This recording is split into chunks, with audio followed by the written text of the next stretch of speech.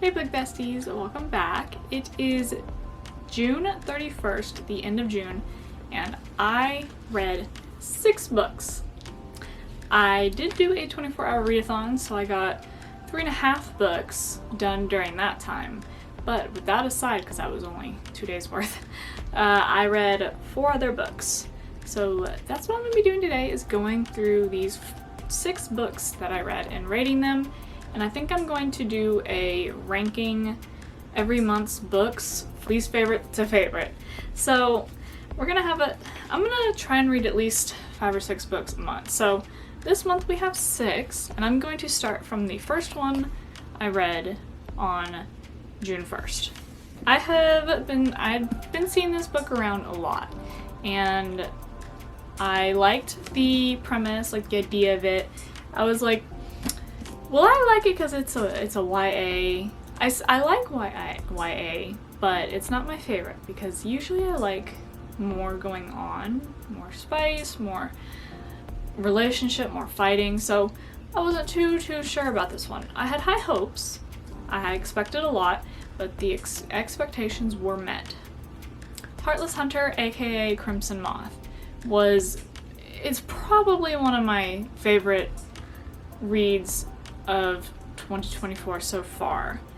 I did do another video on this book at the beginning of June already, giving my in-depth review of this, and so I'm not going to go too crazy in because you can see in that video, but I just want to say it does not act like a YA book. It's probably, in my terms, a new adult, because even the spice in this was pretty graphic and pretty good, but not overboard. So I would definitely rate this a 5-star, and it is going to go on my top tier favorite book of June. So right away, first book of June is up at the top. Or Witch Hunter and Witch kind of thing.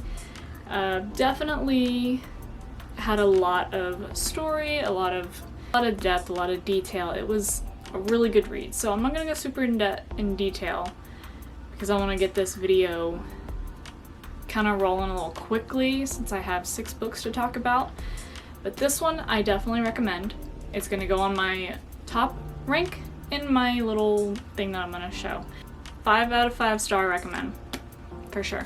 The second book that I finished in June, this surprisingly did not take me forever to read. It probably took me right at a week, which usually the other books in this series took me a while because they were so big, and it was a little scary because I picked it out of my TBR jar and I'm like, am I gonna get this done in a month and be able to read the other books?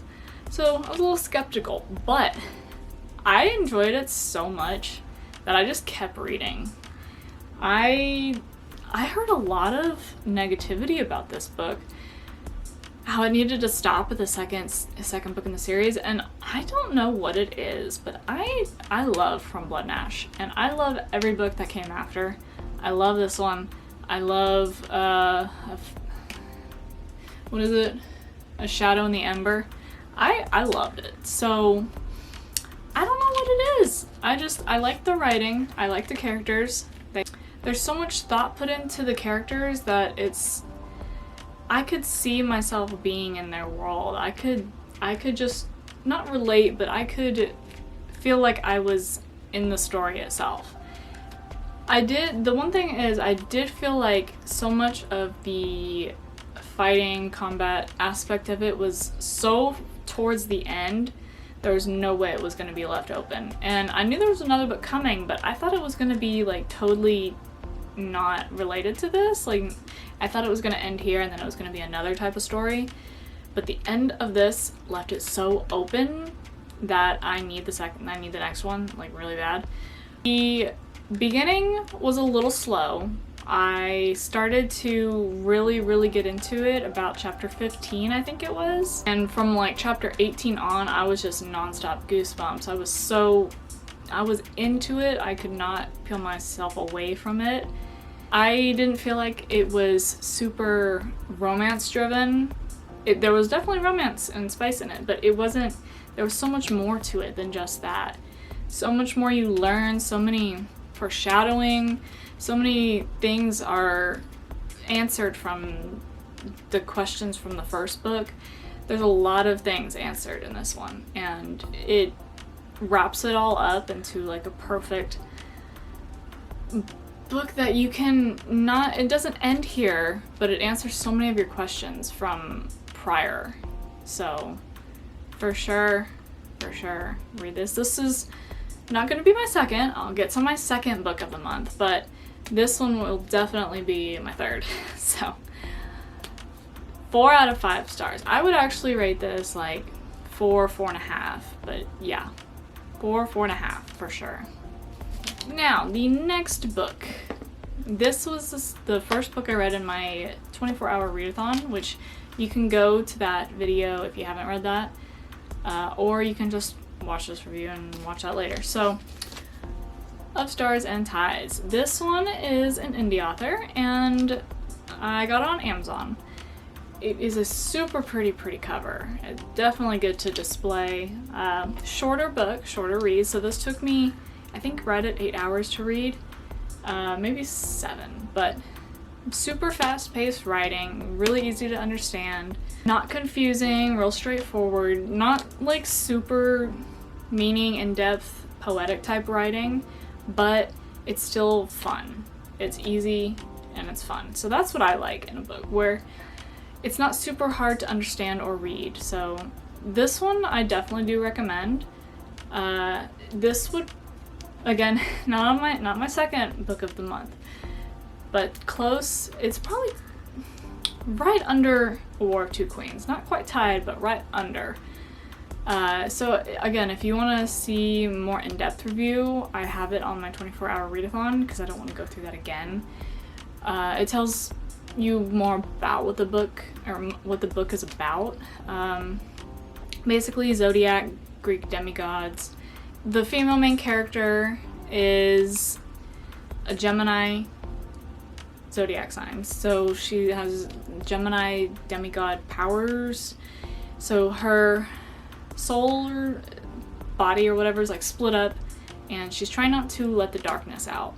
She's only trying to be the light side of a Gemini, and they're outlaws, so they're not supposed to exist, so she's forbidden. And the whole story is basically about her trying to defeat the darkness. And again, like I said, short book, really easy to understand, follow, read. Definitely recommend. So, third book. Now, the fourth book I read, which is the second on their 24-hour readathon, it was a good book. Don't get me wrong, good book, but it's not my favorite. So this will definitely go into the number 5 of my reads. So All the Tides of Fate is by Adeline Grace, which she did Belladonna, and I loved Belladonna, but I'm pretty sure this book is a couple years older than Belladonna, so it came out a little while ago. It's a pirate theme, curses, and don't get me wrong, I loved it. I did really like it, but just not as much as the other books.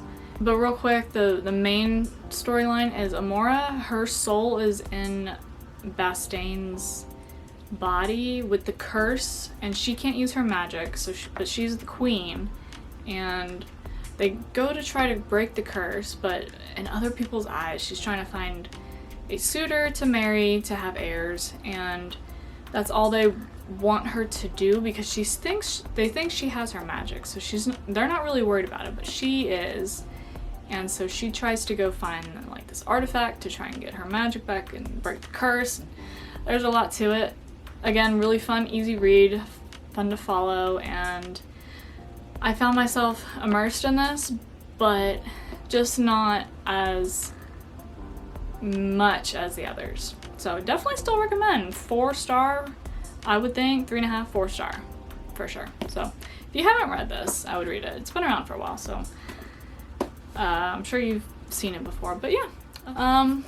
So this one was a bit of a disappointment. It was a short book, super flat to me. I'm just gonna say that. 4 stars. I don't know. It was just super cringy to me, I guess. It was trying to be funny, but it wasn't to me. I thought it would be spicy, but there was no spice at all. Like, even the YA book had more spice. Like, come on. But, again, in my 24-hour readathon, if you want to read more of my rambling on it, there was a lot of things about, like, Alice in Wonderland and Cinderella on the trial type things to try to... So she is mortal, he is fae. He stole her away because he heard a prophecy that she is to... I don't know if it was to break, but she needed to be a part of being his queen. So he stole her, and she doesn't want to be queen, but she does the trials, like tries to fight and all that kind of stuff. And some of the trials had to do with like Cinderella and Alice in Wonderland, and it was just really strange to me. There was not much meaning behind. I didn't feel any connection to the characters. So that one's that. I think I gave it a 2-star, which it's very hard for me to give a 2-star. This probably has to be my least favorite book I've probably ever read. I'm sorry. 2-star. I mean, you may like it if you like a more modern fantasy with like Cinderella feel, trials, like, I don't know, cringe comedy. Yeah, you may like it, but I'm not gonna say don't read it. That's just my opinion.